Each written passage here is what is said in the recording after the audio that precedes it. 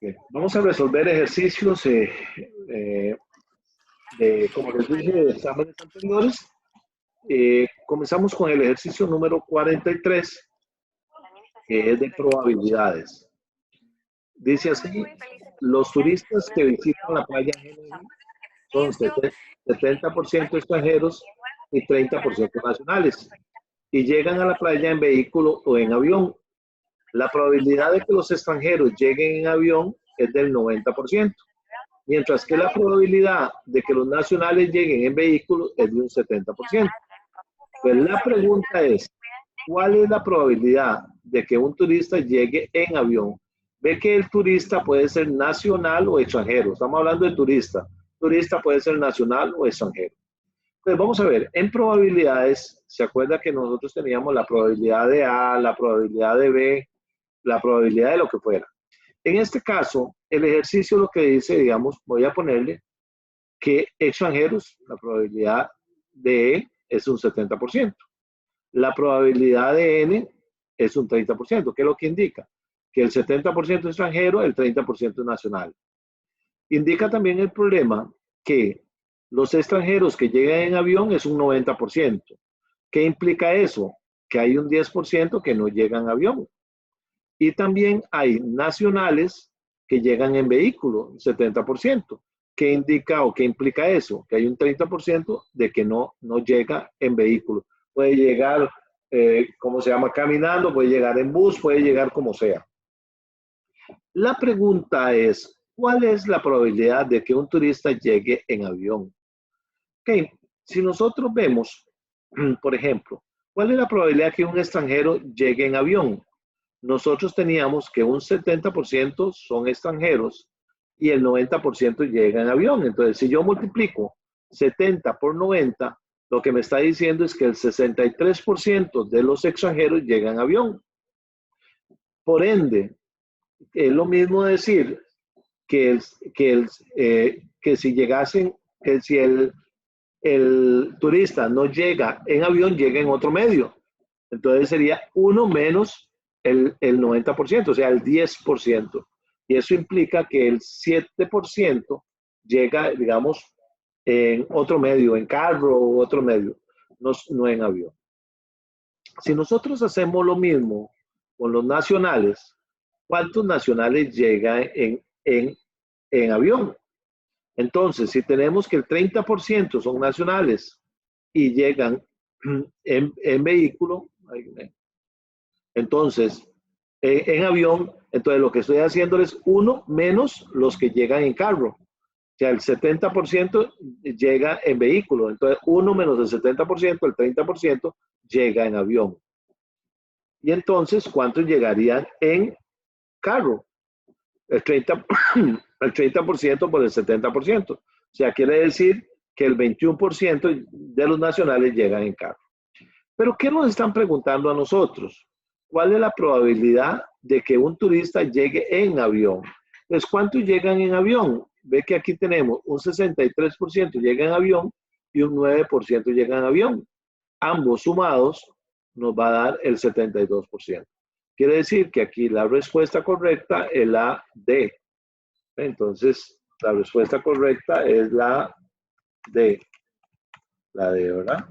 Entonces, para que ustedes vayan manejando, ve que aquí estoy muy rápido, únicamente para que ustedes vean la lógica del ejercicio, ve cómo se resuelve. Ustedes tienen que enfrentarse, volver a hacerlo, plantearlo, buscar la teoría para que ustedes puedan manejarlo.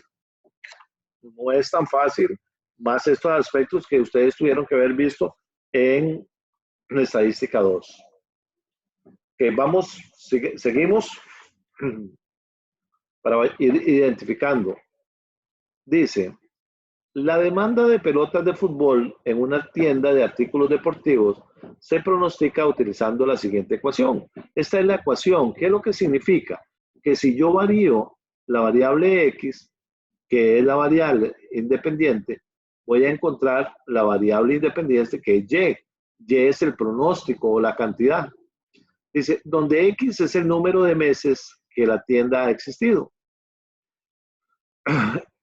Que abril sea representado por X igual 4 se supone que abril tiene un índice de estacionalidad de 1.15. Dice, ¿cuál es el pronóstico para la demanda de pelotas de fútbol para el mes de abril?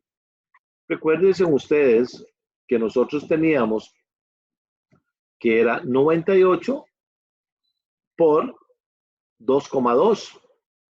Y ese 2,2 lo vamos a multiplicar por la X. El X es abril, que se representa el mes 4. Pero a esto, perdón. Pero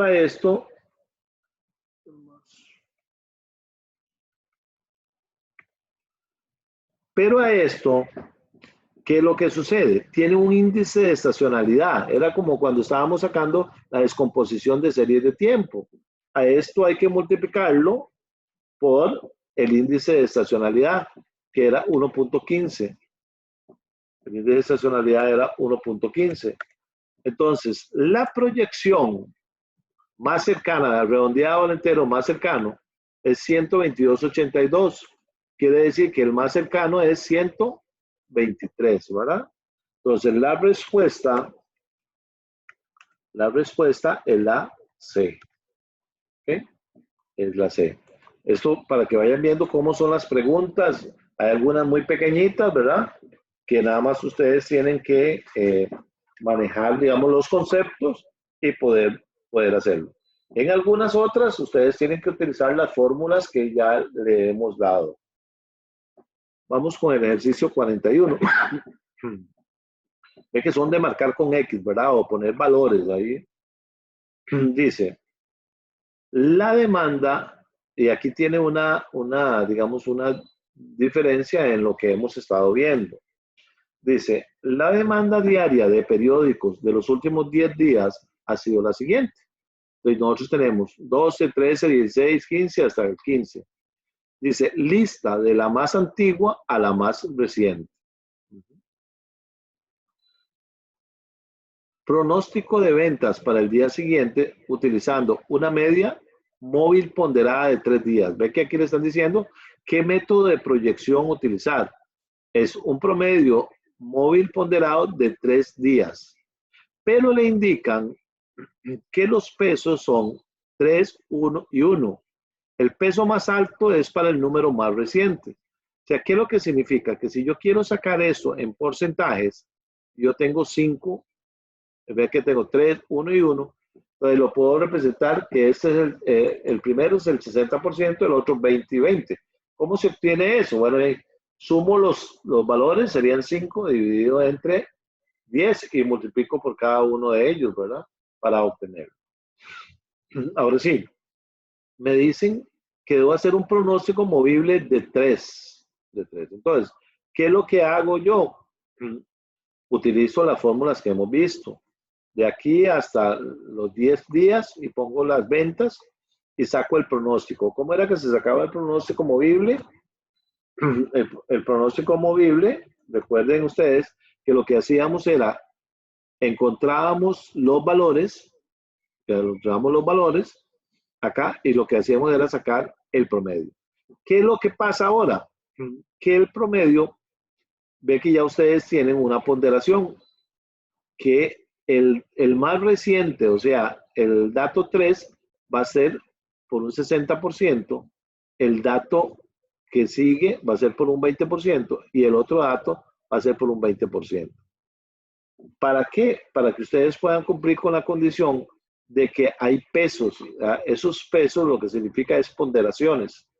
Y ahí le indica, y tengan mucho cuidado, porque a alguno le puede poner el peso más alto, al otro le puede poner el peso más bajo, al otro el peso intermedio, y entonces cambian las respuestas a pesar de que son los mismos ejercicios, ¿verdad?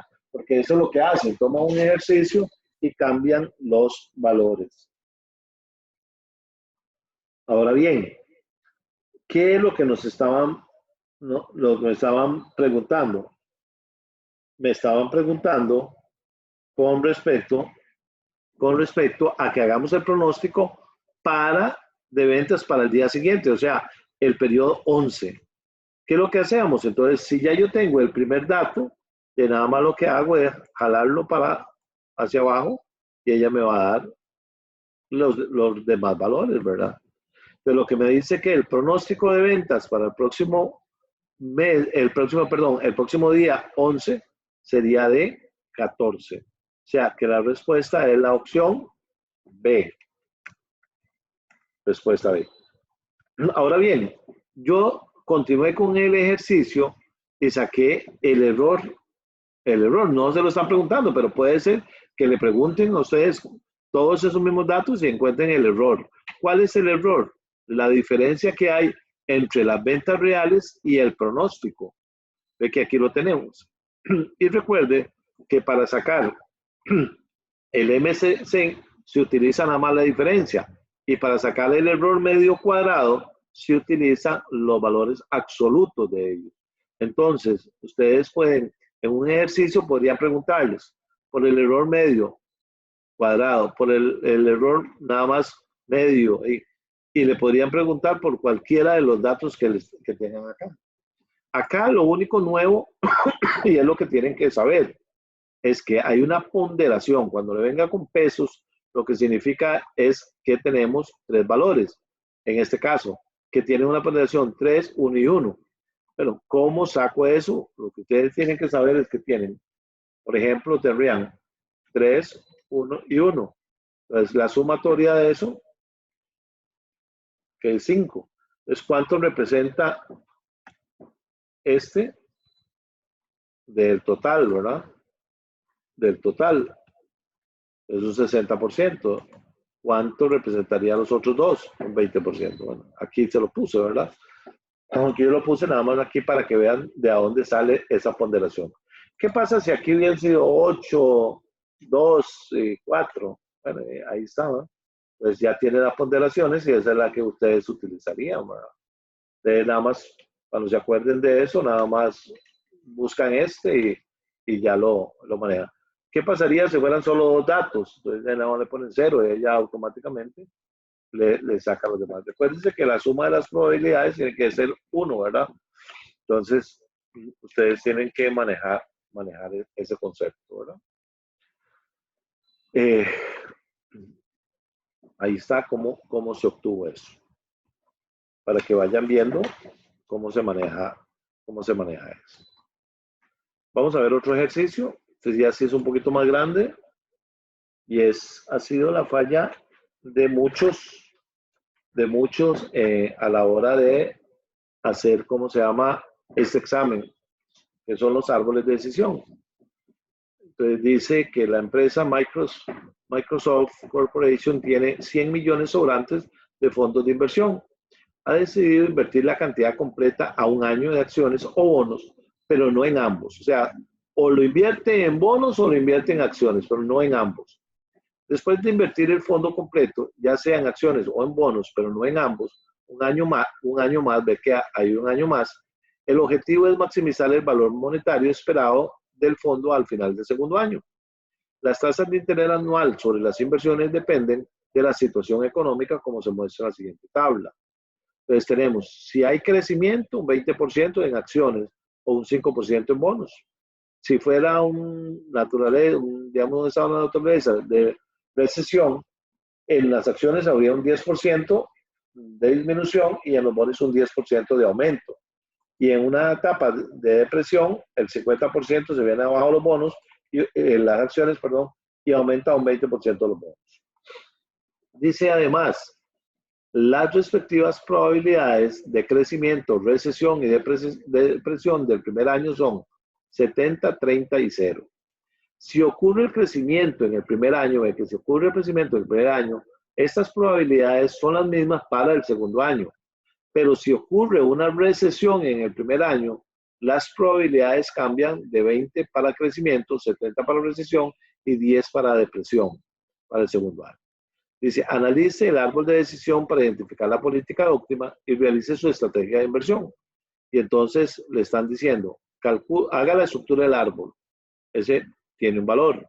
Después dice, saque el valor esperado de la acción, el valor esperado del bono en el primer año, el valor de la acción con crecimiento y el valor de los bonos con recesión. Para muchos es hablar en chino. ¿Ok? pero vamos a verlo acá. Aquí está el planteamiento. ¿Qué es lo que le decía a él? Le decía que, vea, hacerlo un poquito más grande para que lo podamos ver. Es que yo podía invertir los 100 millones en acciones. ¿Ven? Yo podría invertir las 100 millones en acciones o podría invertir los 100 millones en bonos, pero no sé cuál de los dos voy a invertir. Le decía que en el primer año había un 70% en crecimiento, un 30% en recesión y un 0% en depresión. Lo mismo sucedería con los bonos, ¿ven? Recesión, cero depresión. ¿Qué es lo que pasa? Para el segundo año, entonces, indicaba que se podía mantener o que podría tener, ve que aquí les decía, que teníamos para el segundo año, dice, si ocurre el crecimiento en el primer año, estas probabilidades son las mismas para el segundo año, pero si ocurre una recesión el primer año, las probabilidades cambian de 20 para crecimiento, 70 para recesión y 10 para la depresión. Entonces, si ocurre una recesión, ¿verdad? Entonces, si tenemos una recesión, ya van a cambiar los valores. Entonces, ¿cómo obtenemos, digamos, estos valores? Si yo tengo 100 millones y hay una etapa de crecimiento, dice que yo voy a obtener un porcentaje, ¿verdad? Un porcentaje. Entonces nosotros lo que hacemos es sumar dichos porcentajes. ¿Ves? Por ejemplo, aquí nos decían que teníamos un 20% de crecimiento, un 10 de crecimiento o un 50 de crecimiento. ¿Qué es lo que significa? Que si yo tengo 100 millones, yo voy a obtener 20 millones si estoy en ese escenario. Si yo estoy en la recesión, voy a tener pérdidas de 10 millones. Y si yo estoy en la depresión, voy a tener pérdidas de 50 millones. Y si fuera en bonos, voy a tener 5, 10 o 20. Bueno, es lo que está planteado acá. Si nosotros tenemos crecimiento, tendríamos 20 acá y 20 acá. Quiere decir que aquí tendríamos 140. Pero si estamos en crecimiento con recesión, entonces teníamos 20 de ganancia el primer año, pero el segundo año perderíamos 10. Y en el otro, como no tiene nada, entonces lo que usted tiene acá era un 50%, ¿verdad?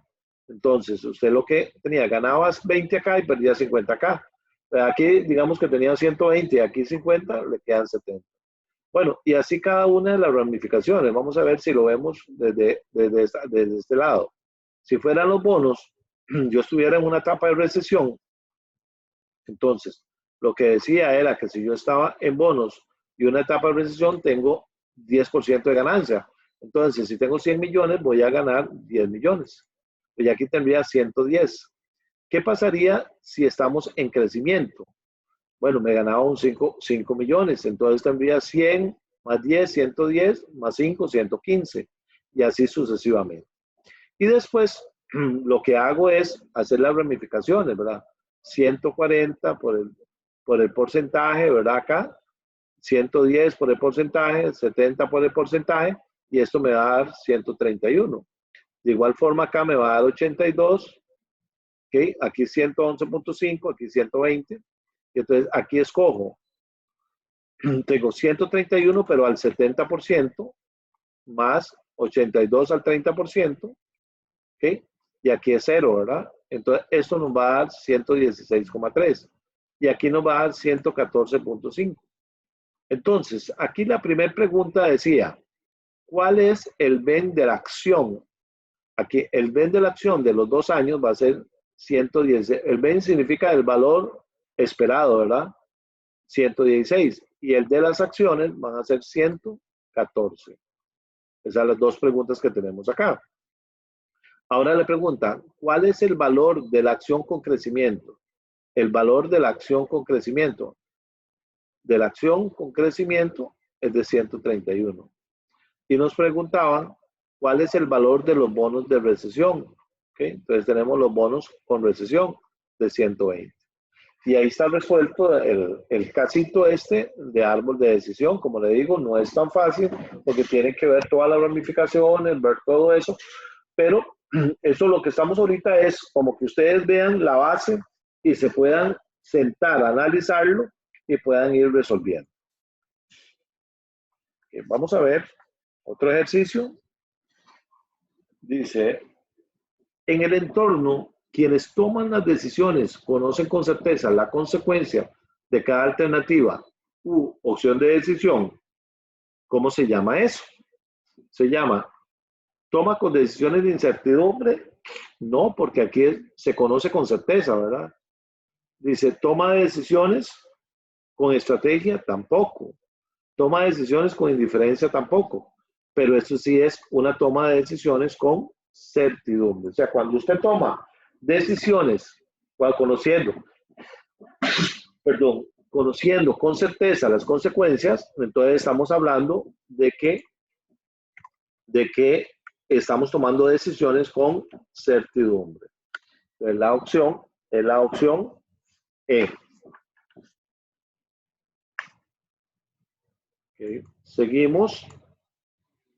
Recuerden que tienen que estudiar un poquito la teoría porque vienen preguntas. Dice, Maximin se considera un criterio. Seleccione una de las alternativas. Dice, acuérdense que el Maximin, ¿qué es lo que decía la teoría del Maximin? Voy a buscarle en el libro.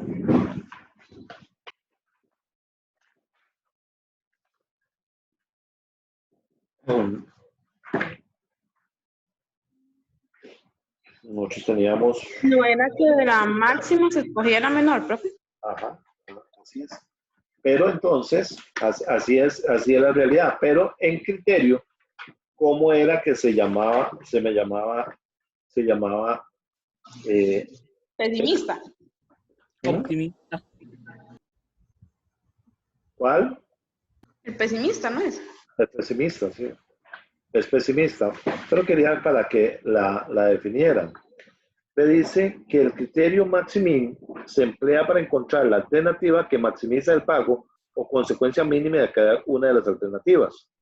Primero debe localizar la ganancia mínima de cada alternativa y después seleccionar aquella con el número mayor. Este criterio de decisión localiza la alternativa que brinda lo mejor de lo peor, un mínimo de pago, por lo cual se le ha llamado criterio de pesimista. Entonces, es pesimista. Entonces, la respuesta, es la E, ¿verdad? O sea, es encontrar de la peor, la mejor. O sea, encontramos los peores, pero encontramos la mejor, ¿verdad? Entonces, es un criterio pesimista. Ahorita vamos a hacer algún ejercicio que vino en los exámenes por ahí. Ok, vamos a ver una medida de error que puede ser positiva o negativa. Y entonces dice, ok, la suma de errores de pronóstico corriente, el error cuadrado medio, la desviación absoluta media, el error porcentual absoluto medio. Una medida de error que puede ser positiva o negativa. Recuerden ustedes que la suma de los errores de pronóstico, como usted podría pronosticar, puede ser que la demanda real sea mayor o menor, de que sea positiva o negativa. Entonces, la respuesta correcta es la A. Después ustedes pueden descartar por qué no la otra. Sin embargo, el error cuadrado medio, acuérdense que era elevado al cuadrado. Entonces, si era elevado al cuadrado, es positivo, nunca es negativo. La desviación absoluta, recuérdense que si es una desviación absoluta, es valor absoluto. Por lo tanto, ningún valor absoluto es negativo. El error porcentual absoluto medio. Si es absoluto, quiere decir que es positivo. Entonces, por eso se descartaban las demás. Ok, bueno, aquí hay un ejemplo de Maximin. Entonces, vamos a ver de Maximin. ¿Qué es lo que decía la teoría? Entonces, que cada una de las alternativas, lo que sacábamos era el que era peor. Vamos a ver, el perforar en busca de un petróleo, el peor era -100, ¿verdad? Y en vender el terreno, el 90. El 90. Entonces, ¿cuál es el mejor de estos dos? Bueno, entonces, si fueran muchos, ¿verdad? Usted le dice el máximo de las dos, ¿verdad? Y ella le va a decir que va a ser 90, ¿verdad? Y si fuera, pues como son dos, es muy fácil encontrarlo. Pero si tuvieran 100, entonces la más lo que ponen en la fórmula, ¿verdad? Que entonces la respuesta sería la A. Recuérdense que todo esto es para que ustedes lo tengan cuando hacen el examen, ¿verdad? Sacar las plantillas y todo lo demás. Ahora le mando otras plantillas para que lo puedan manejar, ¿verdad?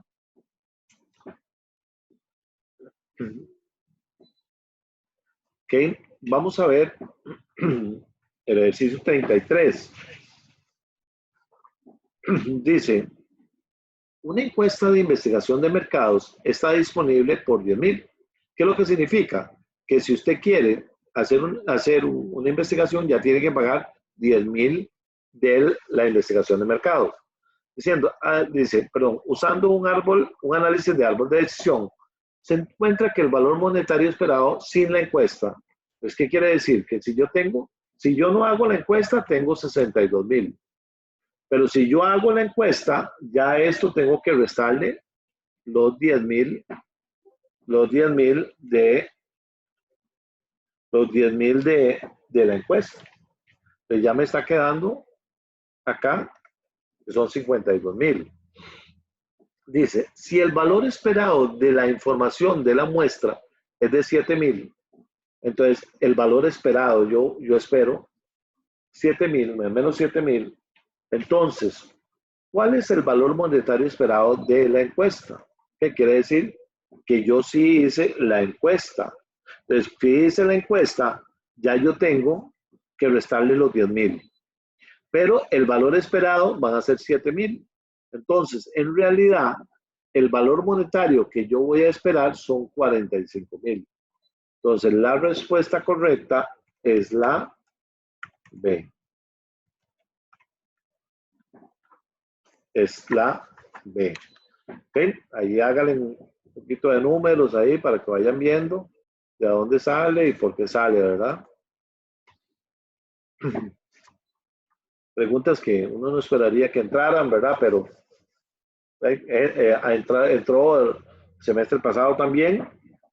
Dice, una prueba F en pronóstico sirve para, y entonces dice, seleccione una, ninguna de las anteriores, determina si existe una correlación entre X y Y, determinar errores, analizar una única variable y estimar intervalos. Esta lo que hace es una correlación. La prueba F lo que significa es que es una correlación entre X y Y. Entonces la respuesta correcta es la B. Muy mal planteadas las preguntas porque en las preguntas no debería ni decir ninguna de las anteriores ni todas de las anteriores. Debería haber una respuesta, pero es parte de cómo lo están elaborando. Ok, vamos a ver el ejercicio 31, ya vamos a echar un poquitico en números. Dice, una empresa de consumo masivo lleva registros de la demanda mensual de uno de sus productos emblemáticos para un periodo de 1 año. Dicha información se presenta en la columna etiquetada demanda.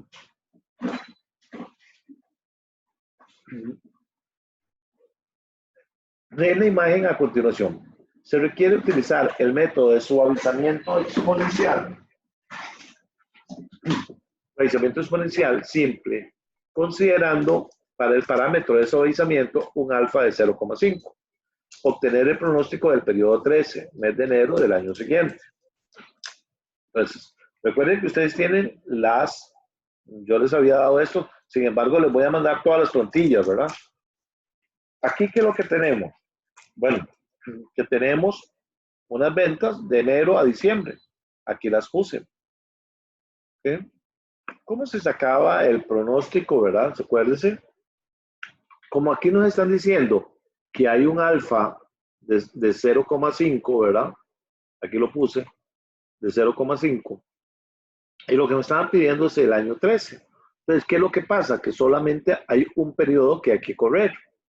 Entonces, siempre recuérdese que el pronóstico va a comenzar con el AT, con las ventas, ¿verdad? Para encontrar el segundo, recuérdese que lo que nosotros hacemos es aplicar la fórmula que tenemos acá, que era que el pronóstico del periodo anterior, ¿verdad? El pronóstico del periodo anterior, que sería el 2000, ¿verdad? Más alfa, que era este punto 5, multiplicado por la diferencia de qué? De lo que nosotros teníamos en el periodo anterior, tanto de ventas como de pronóstico. Con solo saber eso, ya ustedes lo que hacen es nada más correrlo hacia abajo y ya tienen los pronósticos. Ya tienen los pronósticos. Bueno, ahí no lo corrí para que no se me quitara el color, ¿verdad? Pero es el mismo dato. ¿Qué nos va a dar de resultado esto? Que el pronóstico para el 13º mes es de 2.284.27 y las respuestas que habían era la más cercana, 2.285. Entonces, la respuesta va a ser la B. La respuesta B. Ahora, ¿qué les queda a ustedes aquí? Todas las plantillas. Por ejemplo, si ustedes le hubieran pedido el error medio, entonces ustedes ya tendrían toda la información. Aquí tendríamos el error. ¿Qué era el error? Bueno, la diferencia que hay, entre el pronóstico y las ventas, ¿eh? Entre el pronóstico y las ventas, ¿verdad? Ok, y así lo sacamos en todo. Entonces, acá, por ejemplo, el error va a ser la sumatoria de todos esos. Pero si me preguntan por el error medio cuadrado, entonces va a ser el valor absoluto de cada uno de estos valores, que va a ser positivo. Y entonces lo que hacen es sumar todo eso. Entonces, el error medio cuadrado es 527. Ya, si quisieran graficarlo, lo pueden graficar para ver cuál es la evolución y si quieran como mejorar, lo podrían hacer con Solver, cuál es el mejor pronóstico, ¿verdad? Pero por el momento no ha habido pregunta para hacer eso, ¿verdad? Nos vamos a la pregunta 29. Dice, la técnica de árboles de decisión se aplica cuando, y ¿quién me da la respuesta? No importa que esté mala, la intención es analizarla. La D, profe. Profe. ¿La cual? E. La E. La respuesta correcta es la E. Cuando nosotros tenemos un árbol de decisión, la intención es optimizar una serie de decisiones.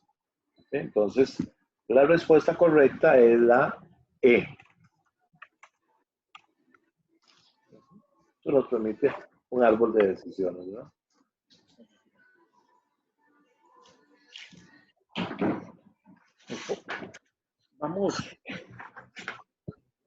Vamos a ver el ejercicio número 27. Como te digo, muchas de las cosas de esas no las hemos visto. No las hemos visto como tal, como ejercicios, porque se supone que el teorema de Bayes, que habla de condicionalidades y habla de probabilidades, ya ustedes tienen que manejarlo, ¿verdad?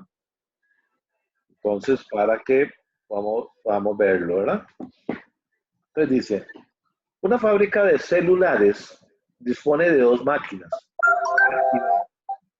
que elaboran el 60% y el 40% de producción cada una. O sea, la máquina A produce el 60%, la máquina B el 40%.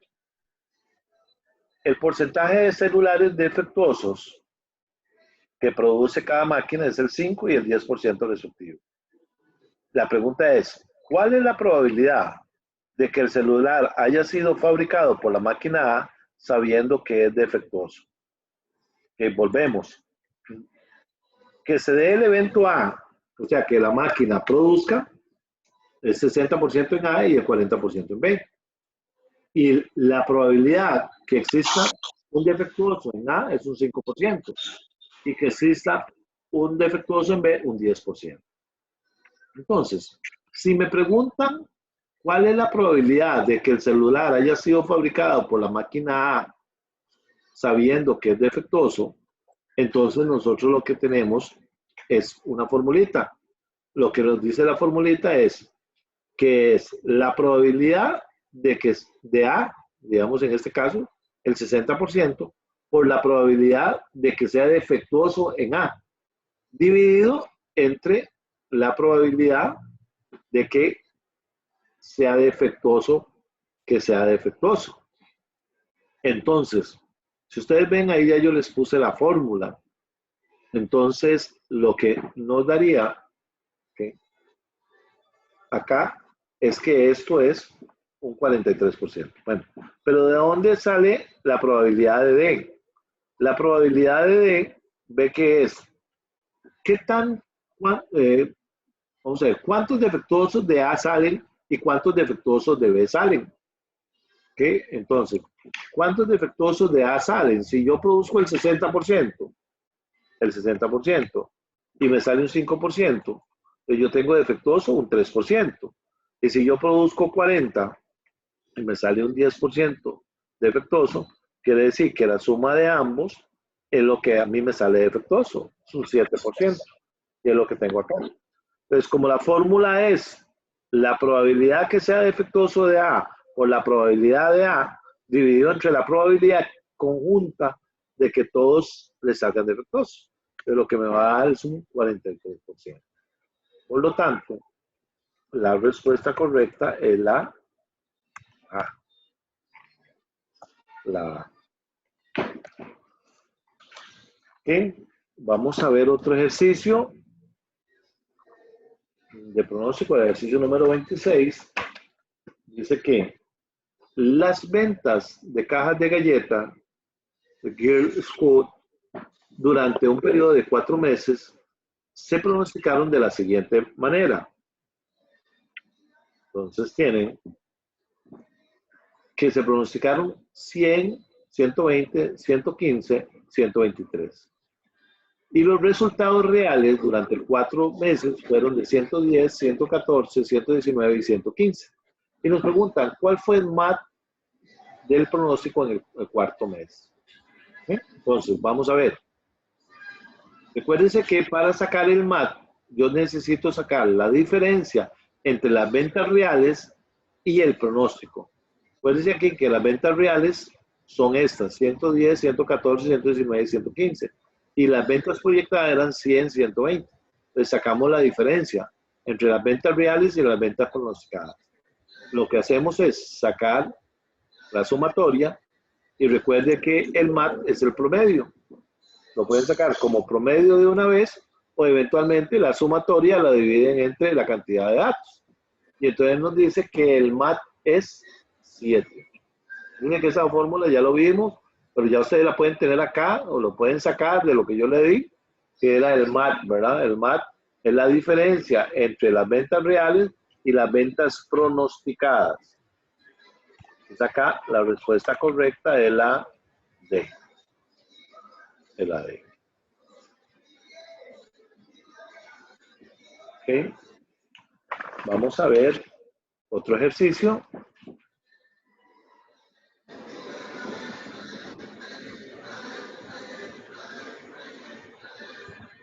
¿Sí? Vamos a ver. Dice, la inscripción en una clase particular durante los últimos 4 semestres ha sido de 120, 126, 110 y 130. Supongamos que se utilizó una media móvil de un semestre. Ve que aquí tenemos un promedio móvil, pero de un semestre. Para pronosticar la inscripción, esto a veces se conoce como una previsión ingenua. Así, la previsión para el segundo semestre sería 120, para el tercero 126, para el último semestre 110. Y la pregunta es, ¿qué sería el EMT para esta situación? El error medio cuadrado, ¿verdad? Acuérdense que el error medio cuadrado, o se simboliza MSE, ¿verdad? Pero lo que nosotros necesitamos son los valores que tiene cada uno de esos, las diferencias para poder sacar el valor absoluto. Recuérdense que el MC, perdón, EMC o MCE, que es lo mismo, ¿verdad? Es esto al cuadrado dividido entre la cantidad de elementos. Pero tenemos que sacarlo. ¿Cómo se obtiene? Acuérdense que este promedio era movible. O sea, lo que dijo era que vamos a moverlo solo un semestre. Entonces teníamos que los datos que teníamos eran 120, 126, 110, ¿verdad? De los datos y 130. Entonces el pronóstico lo teníamos que correr un periodo más y sacábamos las diferencias. Esas diferencias las poníamos en valor absoluto, ¿verdad? En valor absoluto. Y para sacar el error medio cuadrado, entonces, ¿qué es lo que era el error medio cuadrado? Como les dije, elevar al cuadrado este, ¿verdad? Lo pueden hacer de muchas formas, ¿verdad? Pueden hacerlo ahí con la fórmula potencia, ¿verdad? Esto al cuadrado, ¿verdad? Si quieren. Y lo pueden correr aquí.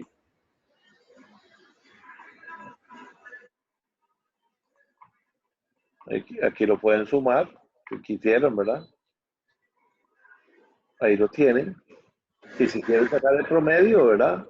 Pues lo que hacen es dividirlo entre 3, ¿verdad? Entonces aquí está el dato, aquí ya lo había puesto, pero aquí lo tenemos. Entonces nos pregunta, ¿qué sería el error medio cuadrado para esta situación? Entonces la opción correcta, que el error medio cuadrado va a ser de 230.67. Ahí ustedes lo redondean, ¿verdad? Entonces, si quieren lo redondean. Ahí está 230.67. Pues la respuesta correcta es la A. Ve que nada más lo que tienen que saber es cómo se saca el error medio cuadrado. Pero ve que aquí le estaban diciendo que era de un pronóstico movible de un dato.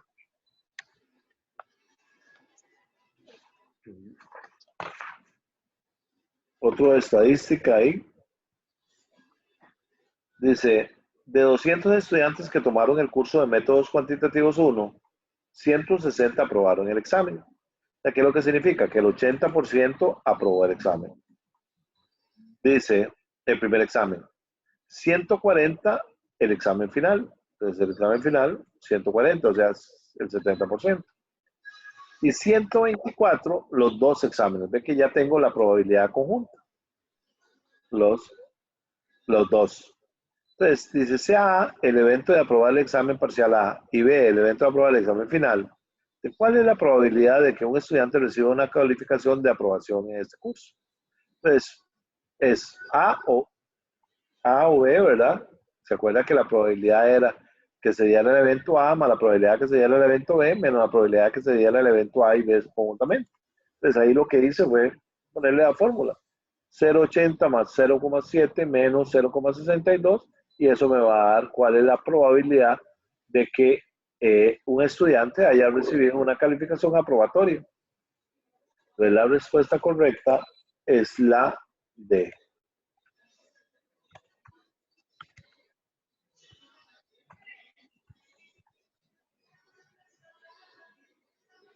La D. Entonces, para que vayan, como les dije, valorando ahí, para poder manejar. Dice la 23. El teorema de Bayes permite a los responsables de la toma de decisiones revisar las probabilidades basadas en. ¿Quién me da la respuesta?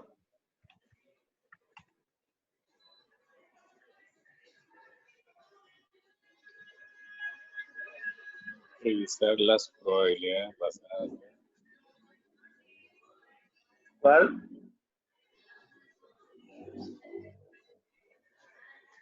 La A, profe.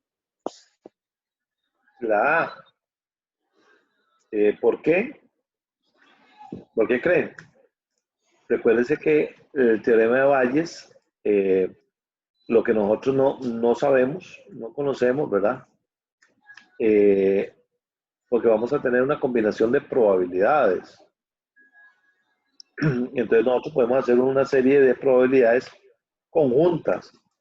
Por ejemplo, ahora lo que hicimos, ¿ves? Tenemos la probabilidad de que gane el examen, pero también podemos sacar la probabilidad de que gane uno, dos o todo lo demás. Eso nos permite como ampliar más. Sí, En profe, por realidad, eso pensé que la A, porque digamos, lo entendí de la manera que usted puede como tener varios resultados, ¿verdad? Para que usted como que prevea un resultado que pueda llegar, pero si es así, entonces la E, nada de lo ninguna, anterior, ¿o sí? ¿no? Porque esa nos va a dar información adicional. Me parece que la pregunta está muy mal planteada, pero la respuesta es información adicional. Teorema de Bayes nos permite de alguna forma sacar mucha información. Cuando ustedes hacen una ramificación y empiezan a sacar el valor esperado, nos permite tener eso. La respuesta que tienen, no sé de dónde la sacaron, pero es la respuesta B. No he revisado el libro, a mí no me gusta mucho la teoría, entonces no me fijo mucho en eso. Pero la respuesta es la B. Vamos a ver el ejercicio número 22. Dice, la siguiente información representa la cantidad real frente a la prevista de nuevos clientes adquirida por una importante compañía de tarjetas de crédito. Tenemos real menos pronóstico. Del mes de enero ve que tenemos el real 1024, el pronóstico 1010 y así sucesivamente. Dice, calcule el rango de la señal de rastreo. Recuerden que la señal de rastreo era que nosotros íbamos a conseguir cuánto teníamos de pronóstico y cuánto teníamos de demanda real. Y eso iba a darnos la desviación, ¿ves? La diferencia entre ambas. Después sacábamos la suma de los errores continuos. Es que lo que hacíamos, sumábamos 14 con 32 y después sumábamos con 92 y así sucesivamente. Y después sacábamos la desviación media, ¿verdad? Que era el valor absoluto de las desviaciones. Entonces, si aquí teníamos 92 negativo, aquí nos va a dar 92 positivo. Y aquí hacíamos la suma de 14 más 32 y así sucesivamente. Y después calculábamos el MAT. Recuerda que el MAT era la suma de las desviaciones del RSF por el periodo. Y entonces nos iba dando el periodo. ¿Okay? Y después dividíamos la señal de rastreo, era dividir lo que era la suma de las desviaciones dividido entre el MAT. Y entonces aquí nos está dando que va desde 1 hasta menos 0,75. Recuerden que aquí lo que nos están preguntando es el rango de la señal de rastreo. Va a ser desde 1 hasta menos 0,75. La respuesta correcta es de 1 a menos 0,75. La respuesta correcta es la E. Recuerden que así van a venir los ejercicios. Ustedes nada más tienen que tener plantillas y saber qué es lo que le están preguntando para que lo puedan ir haciendo. Únicamente donde van a tener que entrar un poquitico más es en lo que es los árboles de decisión, que van a tener que hacer todas las ramificaciones y todo lo demás.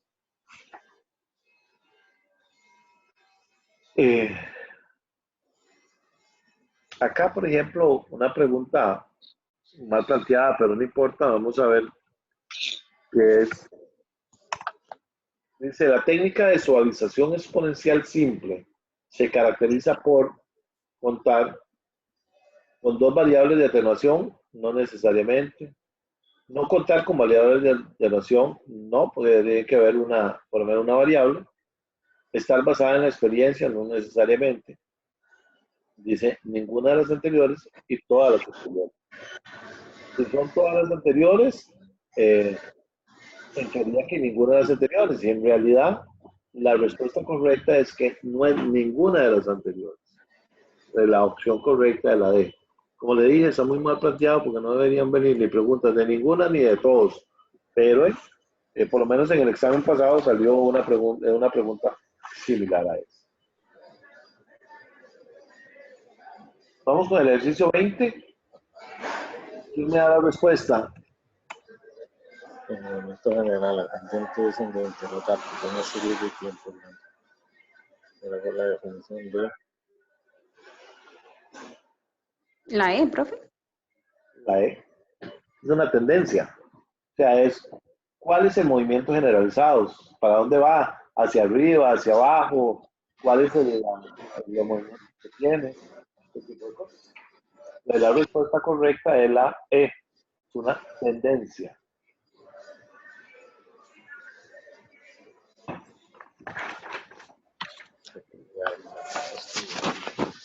Vamos al ejercicio 19.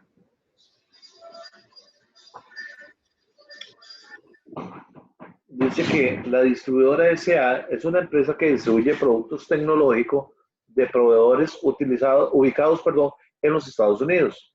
Roberto, gerente de la empresa, está preocupado por la eventual reducción de la utilidad que podría estarle causando el tipo de cambio, ya que sus cuentas bancarias están en dólares y las compras y ventas las realiza en colones.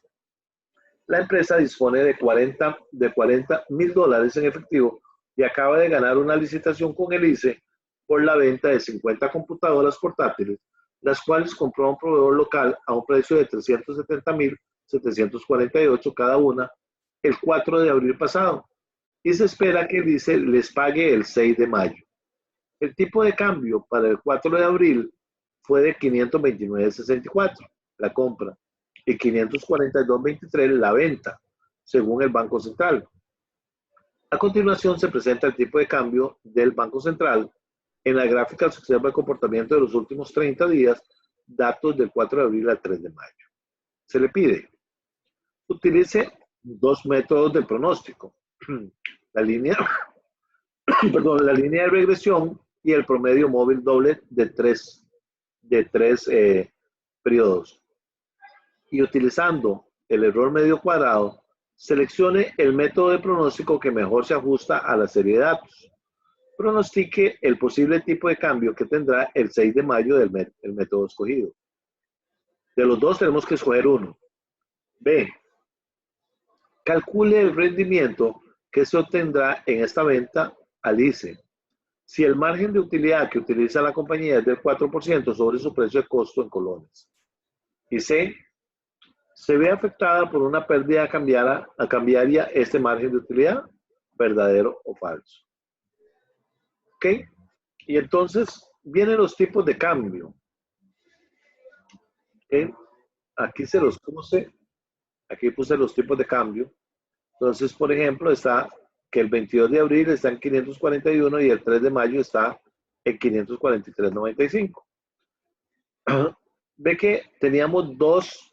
Decía que teníamos que hacer la proyección de la línea de regresión y el promedio móvil de 3. Aquí está el promedio móvil de 3. Ya que lo que hicimos, correr el periodo de 3. ¿Cómo era que se sacaban? sumar los tres. Ajá, los 3 se llamaban entre 3 y lo que hacíamos acá, ir corriendo uno con uno, ¿verdad? Ahí está. Después sacábamos un nuevo promedio porque es un promedio doble, ¿verdad? Volvemos a sacar el promedio.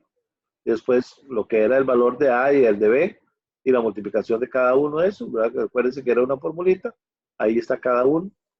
Y entonces, lo que nos dice que el error medio cuadrado por el promedio móvil, el doble móvil, es de 0.38. Y si lo hacemos por la línea de regresión, recuérdense que la línea de regresión, ya teníamos los datos, de ambos teníamos dos datos, ¿verdad? Y sacábamos los pronósticos de cada uno de ellos, ¿verdad? Sacábamos el error medio cuadrado. Entonces, el error medio cuadrado era 0.3. Entonces, de estos dos, ¿cuál es el que tenga el error medio cuadrado más bajo? Es el que yo voy a utilizar. Entonces, voy a utilizar la línea de regresión, porque este es más alto que este. Entonces, la pregunta acá nos decía, utilice dos métodos de pronósticos y con base en el MC seleccione el método. Entonces, aquí teníamos que 0.38 y 0.13 y voy a escoger la línea de regresión. Ahora dice, calcule el rendimiento que obtendrá en la venta del ICE si el margen de utilidad que utiliza es un 4%. Entonces aquí tenemos, vamos a ver, tenemos las compras de computadoras. Nosotros comprábamos 50 computadoras de 370. Lo que hacíamos era, la tasa de utilidad es un 4%, de nosotros nos vamos a ganar 741,000 colones. El margen de utilidad que nosotros teníamos, aquí lo ponemos, ¿verdad? Es un 4%. El tipo de cambio al 4 de mayo, que es el pronóstico, ¿verdad? El tipo de cambio que nosotros teníamos al tipo de cambio de ese pronosticado era de 542. ¿Qué es lo que significa eso? Que si yo me voy a tener un margen de utilidad de 741 y el tipo de cambio está en 542, entonces yo me voy a ganar $1,367. ¿Cuál sería el margen de error si el tipo de cambio fuera el 6 de mayo? 1,360, ¿verdad? Que sería lo mismo, nada más dividirlo entre el tipo de cambio que nosotros tenemos cada uno de esos días. ¿Sí? Entonces, lo que nos preguntan acá, dice que calcule el rendimiento que se obtendría si el margen de utilidad que utiliza la compañía es del 4%. Entonces, nosotros tendríamos una ganancia de 1,360. Entonces dice, ¿se ve afectado por una pérdida cambiaria este margen de utilidad? Por supuesto que sí, ¿verdad? Si cambia o no, si cambia el dólar, va a afectarnos. Entonces, la aseveración es verdadera. Entonces, para que practiquen un poquitico ahí, se sienten y lo vean. Vamos con el ejercicio 17. ¿Quién me da la respuesta?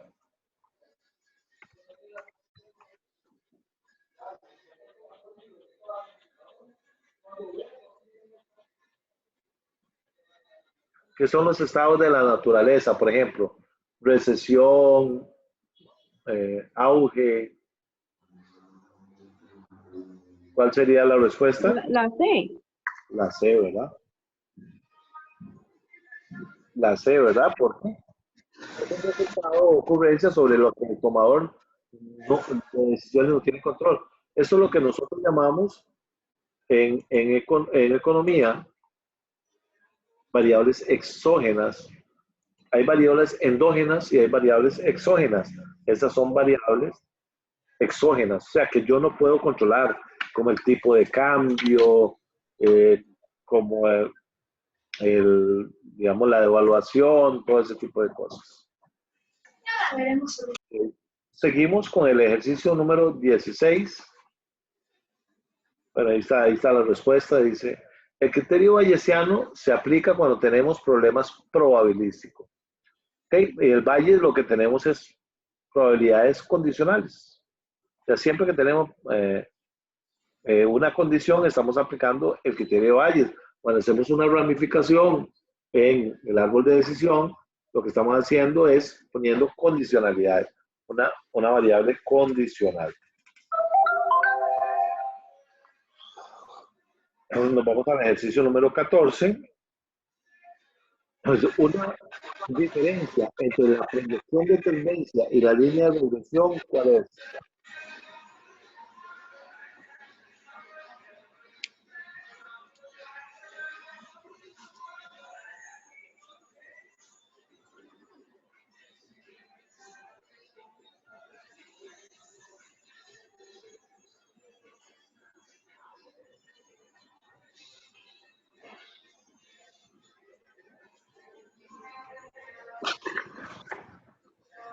¿Cuál sería?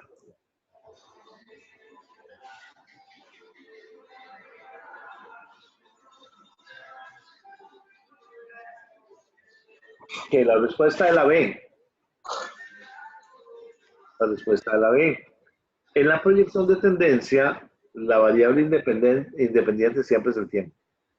En la línea de regresión, la variable independiente no necesita ese tiempo, sino que puede ser en cualquier variable con poder explicativo. Entonces, para que la tengan ahí, la respuesta B.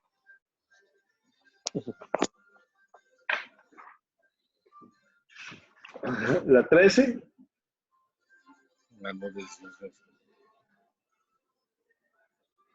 Mal planteada, muy mal planteada, pero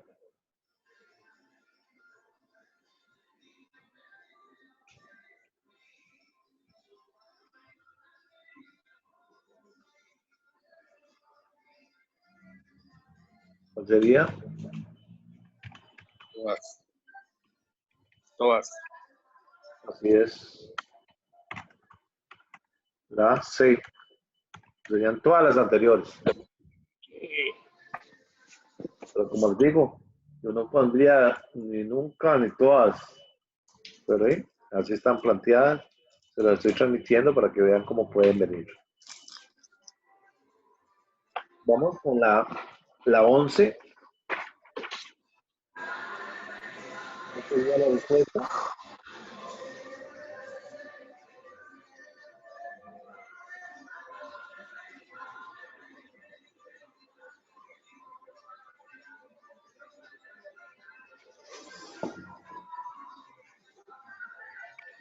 Por supuesto que las cualitativas son más, como dice la palabra, de cualidades, ¿verdad? No puede ser opiniones de expertos, ¿verdad? Tienen que las cuantitativas, porque las cuantitativas lo que hacemos es encontrar valores o datos. Ninguna anterior no, porque si hay, entonces sería la A, ¿verdad? La A.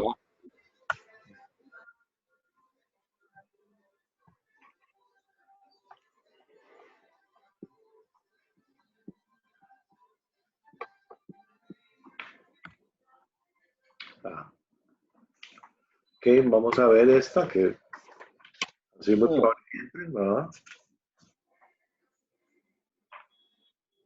Dice, Automóviles Intra es una empresa que se dedica a la venta de carros de segunda mano y cobra un 10% de comisión sobre las ventas. Dicha empresa ha recibido el pedido de clientes de vender 3 automóviles de su propiedad. El primero de ellos, un utilitario valorado en 10.000, el segundo, un deportivo valorado en 60.000, y el tercero, un vehículo todoterreno 4x4 turbo valorado en 100.000. Las cláusulas pactadas en el pedido entre el cliente y la empresa establecen que obligatoriamente el utilizarlo debe ser vendido primero en el plazo de un mes. En el caso contrario, queda anulado el pedido. Vendido el utilitario, la empresa puede optar por vender el deportivo, el todoterreno o cancelar el pedido.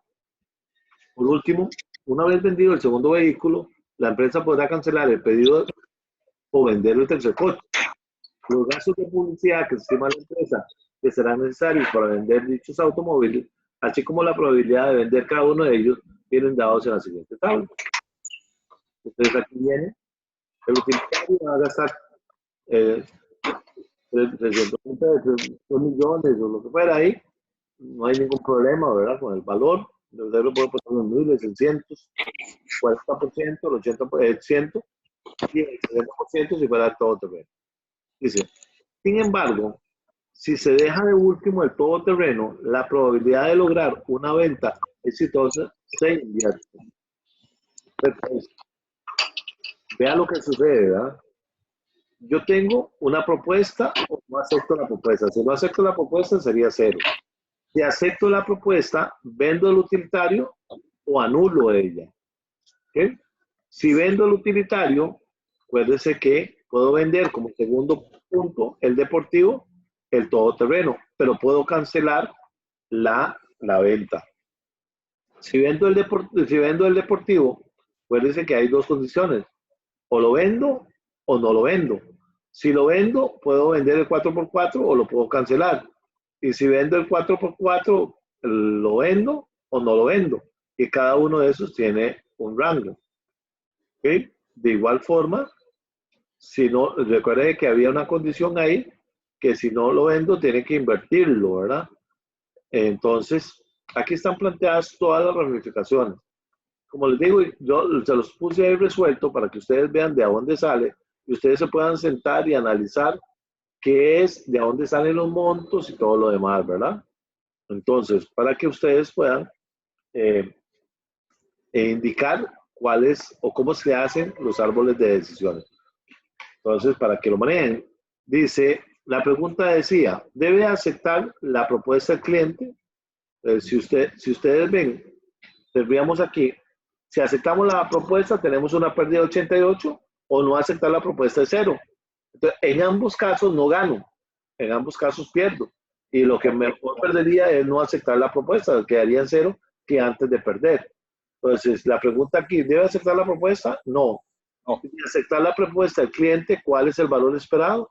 El valor esperado es que nosotros perderíamos Cero. 88,000 dólares al respecto. ¿Sí? Entonces, ahí tienen como para que ustedes puedan ir practicando. Recuérdense que agárrense con estos ejercicios, agárrense con las plantillas para poder manejarlo. ¿Cuál es la respuesta a esta pregunta?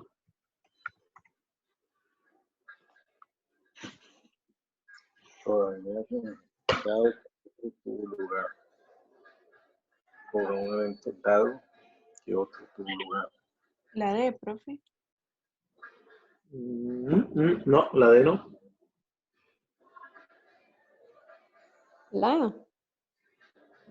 Recuerden que marginal es un adicional. Recuerden que Condicional, porque tiene que cumplirse si. es condicional. Recuerden que ocurre un evento, dado que otro ocurrió, es una condición, una condicional. ¿Recuerda? La probabilidad que se dé el evento A sabiendo que ya sucedió el evento B. Eso es una condición, una condicional. Teorema Bayes. Ajá, es el teorema de Bayes. Ay, ¿Ok? Vamos a ver el ejercicio número 7. Dice, ABC Company utiliza un método de promedio móvil ponderado para pronosticar las ventas de su producto estrella.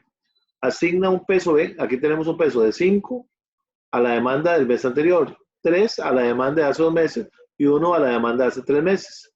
Si las ventas ascendieron a 1,000 unidades en mayo, 2,200 en junio y 3,000 en julio, ¿cuál debería ser el pronóstico para agosto? Pues ve que tenemos julio 3,000, junio teníamos 2,200 y mayo 1,000. Y le están diciendo un promedio movible, ¿ok? Entonces, el promedio movible ponderado. Entonces, ¿cuál es el promedio ponderado? Ve que aquí yo lo hice de una vez, ¿verdad? Pero acuérdense que ustedes podrían hacerlo de dos formas. Ve que tenemos la ponderación del mes anterior es 5, el otro es 3 y el otro es 1. Entonces, si ustedes quieren, sacan la ponderación de cada uno de estos, ¿verdad? ¿Cómo era que sacaba la ponderación? Esto lo dividíamos entre ese valor, ¿verdad? Y la sumatoria de todo eso nos tenía que dar 1, ¿verdad? Entonces, ¿cómo lo podrían hacer? Bueno, entonces, acuérdense que decía que este era la demanda del mes anterior. Esta es la demanda del mes anterior. Más este del mes tras anterior. Más este de hace 2 meses. ¿Sí? Y el pronóstico nos da 2,511. Que es la respuesta correcta. Aquí sería la D, ¿verdad? ¿Qué sería? Que sería 2,511. Eso es para que vean cómo se utilizan las diferentes técnicas, ¿verdad? Acuérdense que lo único nuevo es la ponderación o el peso que tiene cada uno de esos. Yo podría eventualmente hacerlo también diferente. Podría ponerle el 5, el 3 y el 1 y después dividirlo entre los 9. Y me va a dar exactamente igual, ¿verdad? Entonces, de las dos formas, ahí se los dejo.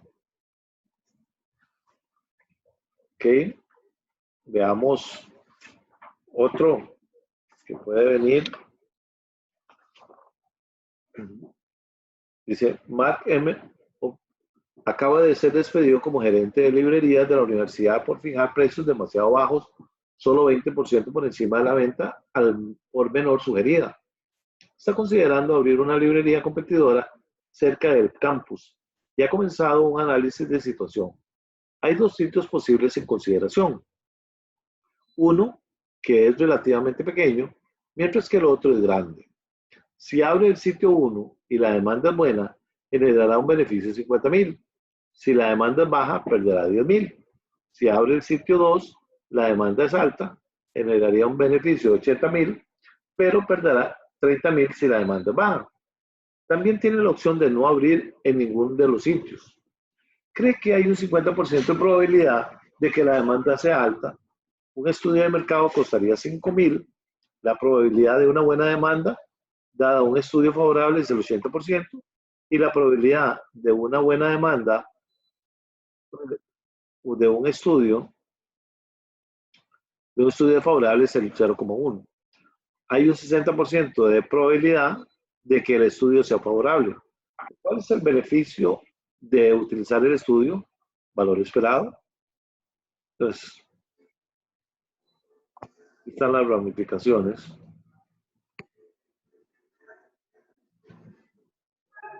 Que podríamos utilizar. Uno es, o hago el estudio o no hago el estudio. Lo que decía ahí, que si hago el estudio, tendría la probabilidad de tener un mercado favorable y un mercado desfavorable. Pero si está favorable, podría ser pequeño o grande o no abrir. Y si es pequeño, hay una alta probabilidad y hay una baja probabilidad. Entonces, en cada uno de estos tiene las mismas ramificaciones. Únicamente que los porcentajes cambian dependiendo de si es con estudio o sin estudio. De estos dos, si es con estudio me generaría 29,800. Y si es con ¿cómo se llama? Que no haciendo el estudio, me salen 25,000. Entonces, ¿cuál de estos dos prefiero yo? Bueno, prefiero hacer el estudio y generaría 29,800. Entonces, la respuesta aquí es, ¿cuál es el beneficio de utilizar el estudio? El estudio es 29,800. ¿Qué sucede? Que a alguno le puede salir cuánto es de no hacer el estudio. O le podría decir, ¿qué te digo? De un mercado favorable si se hace el estudio, o un mercado desfavorable si no hace el estudio, ese tipo de cosas. Entonces, usted tiene que ir viendo cómo plantear cada una de las ramificaciones. Este es un ejemplo típico, muy utilizado para efectos de que ustedes se vayan ubicando y vayan aplicando las diferentes técnicas. Vamos a ver el ejercicio número 5. Dice, para una demanda de producto dada, la ecuación de tendencia es igual a Y es igual a 53 menos 4X. El signo negativo en la pendiente de la ecuación, ¿qué significa? Bueno, recuerden ustedes que la ecuación era Y es igual a MX más B. M es la pendiente. La pendiente lo que nos va a dar es la inclinación de la recta. Si la pendiente es negativa, lo que indica es que disminuye o va reduciéndose. Entonces, la respuesta correcta es la C, que indica que la demanda del producto está disminuyendo.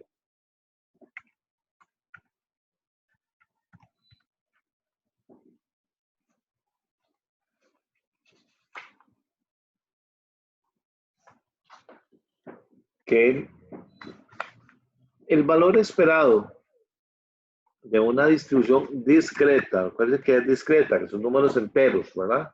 0, 1, 2, 3, 4. Yo no le puedo preguntar cuántos hermanos tiene usted y usted me contesta 3,5. Es discreto, o tiene 3 o tiene 4 hermanos, o no tiene 3,5 hermanos. Entonces, el valor esperado de una distribución discreta siempre va a ser el promedio ponderado de los valores de la variable aleatoria. Siempre va a ser un promedio, ¿ok?, de los valores de la variable aleatoria. Entonces, en este caso sería la B.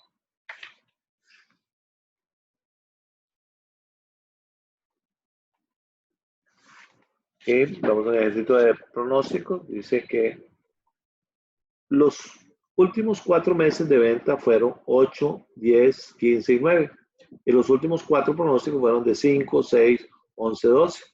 Ve que aquí le están preguntando la desviación absoluta media. ¿Cómo era que se sacaba la desviación absoluta media? Entonces, lo que hacíamos era, primero sacábamos la diferencia absoluta, ¿verdad? Ya sea positivo, lo pasamos a negativo, ¿verdad? Entonces, ¿cuánto es la diferencia entre el pronóstico y las ventas? Acuérdense que las ventas fueron 8, 10, 15 y 9. Y los pronósticos fueron 5, 6, 11 y 12. Pero lo que hacemos es, sacamos el valor absoluto. Porque si yo no lo pongo en valor absoluto, ¿qué es lo que pasa? ¿Ve qué sucede? Si yo resto esto, en algunos casos es positivo, pero en algunos casos es negativo. Por ejemplo, en este caso es negativo. Entonces, ¿qué es lo que hacemos? Ponemos el valor absoluto. Ve que ahí le está preguntando por la desviación absoluta media. Entonces, ¿qué es lo que hacemos?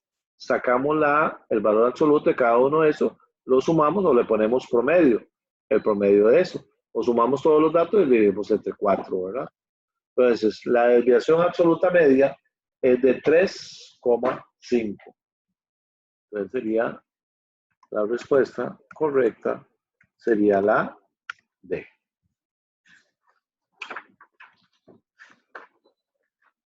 Ok, vamos a ver otro ejercicio.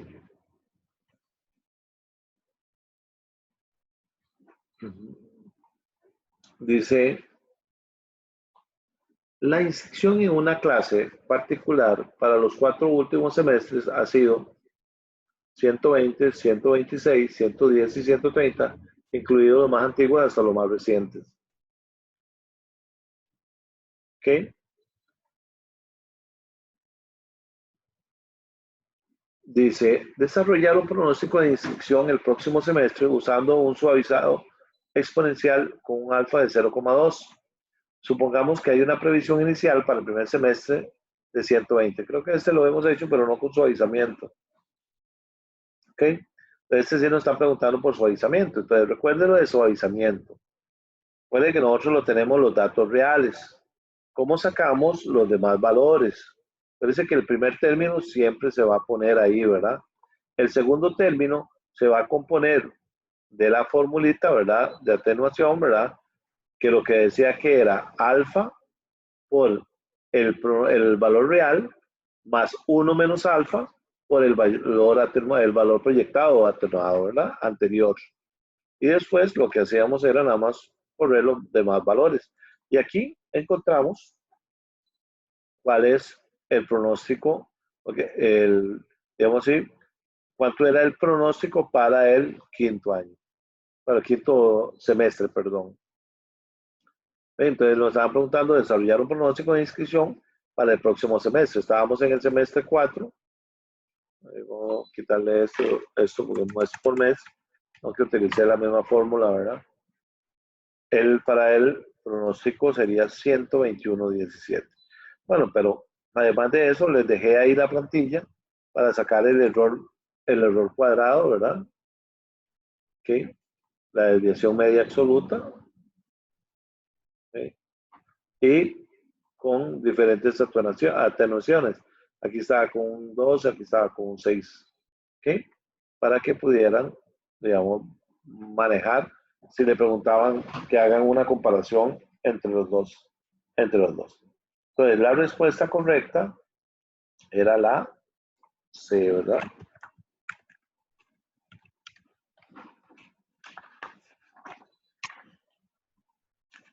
Que vamos a ver un ejercicio de correlación. Este es otro ejemplo típico que puede salir. Dice, si se cuenta con los siguientes datos, tengo trimestres y tengo diferentes años. Entonces, acuérdense que aquí lo que utilizábamos era la demanda desestacionalizada, ¿verdad? Cuando tenemos diferentes periodos y que podemos compararlos. Dice. Calcule los índices estacionales. Acuérdense que aquí yo tengo información de 4 años. Entonces tengo el primero al cuarto trimestre del año 1 y así sucesivamente para cada uno de los 4 años. Que aquí está colocado la demanda real, que es esta, ¿verdad? Y entonces ahora sacamos los promedios. Recuerden cómo se sacaban los promedios. Los promedios era la sumatoria, digamos, de todos los primeros trimestres, ¿verdad? Ustedes lo pueden poner a través de fórmula, ¿verdad? El promedio de C18, C25, C26, 630, ¿verdad? De igual forma, podrían sacarlo para cada uno de esos. Y dice, no, lo pueden correr, ¿verdad? Lo pueden correr, solo ponen una fórmula y ahí lo corren. Ese es el promedio de cada uno. Recuérdense que el índice estacional es la división entre eso y el promedio general. Entonces ustedes tenían que sacar primero el promedio general. El promedio general era la sumatoria de toda la demanda real dividido en la cantidad de elementos. Entonces me dice que eran 269. Entonces lo que hacen es dividir cada uno de los índices que tiene acá entre el total de promedio y aquí le va a dar los índices que le están pidiendo. Entonces aquí dice, calcule los índices estacionales. Bueno, aquí lo tienen. 0.86, 0.98, 0.98 y 1.18. Entonces van a haber casillas donde ustedes tienen que poner dichos índices. Dice, indique el coeficiente de correlación. Recuerden que el coeficiente de correlación, ustedes lo que hacían era encontrarlos con los valores que ustedes tenían acá, con cada uno de los valores, y lo que hacían era aplicar, ¿cómo se llama? En estadística, ¿verdad? Los datos de estadística, y ella aquí le va a dar el coeficiente de correlación. El coeficiente de correlación era 0,93. Después le decían, calcule el pronóstico para el siguiente semestre, el siguiente trimestre. Recuérdese que ya teniendo usted el factor estacional, lo que saca es la demanda desestacionalizada, que era la división de la demanda real entre el factor estacional de cada uno. Recuérdese que aquí vamos a utilizar el mismo factor estacional, de que para cada uno de los años vamos a tener el factor estacional igual. O sea, se repite acá, se repite en este año, en este año, se vuelve a repetir en el otro, y con eso ustedes sacan la demanda desestacionalizada. Recuérdense que después ustedes tienen que encontrar nuevamente cuánto es Y es igual a MX más B. Para eso ustedes tienen, ya les había indicado, el coeficiente de correlación. El coeficiente de correlación le va a indicar cuánto va a ser la intersección y cuánto es la variable. 239 más 3.4. Pero si no, aquí ustedes tienen los pronósticos. Ellas de igual forma se los va a tirar. Si ustedes quieren, lo calculan o eventualmente lo ponen ahí. Si tuvieran que calcularlo, recuerden que todo lo que tendrían acá es 239 puntos. ¿Okay? Eso sería la intersección y la variable 1 sería 3.4. 3.4 por el periodo que ustedes tengan. En este caso, el periodo es el periodo número 1, ¿verdad? Entonces, ustedes ahí tienen cuánto es la proyección. Si quisieran, ahí hacen cada uno de los valores. Cada uno de los valores. Aquí es que el problema es que dejé uno que era movible. Entonces, si quiero, lo que hago es ponerlo fijo, ¿verdad? Y entonces ahí tengo todos los demás. Bueno, pues no lo voy a correr. Era cómo podían hacer la estimación de la tendencia en cada uno de esos. ¿Ok? Después de eso, recuérdense que ustedes tienen que calcular cada uno de ellos y poder determinar cuánto es para cada uno de los años. Ve que aquí está, que para el primer, porque aquí le están preguntando cuál es el pronóstico del siguiente año. Entonces tienen que dar respuesta que para el primer trimestre, segundo trimestre, tercer trimestre, cuarto trimestre. Y aquí dice que indique los componentes que presentan los datos. Si usted ve los datos, todos van hacia una tendencia a la alta, ¿ve? Todos van creciendo. Todos van creciendo. Entonces, la tendencia es creciente. Entonces, es lo que le estaban preguntando a él. Bueno, hemos visto como 30 el resto de ejercicios, únicamente para que ustedes vean cómo pueden venir las preguntas y cómo ustedes pueden manejar esto. Ok, debemos valorar, a ver,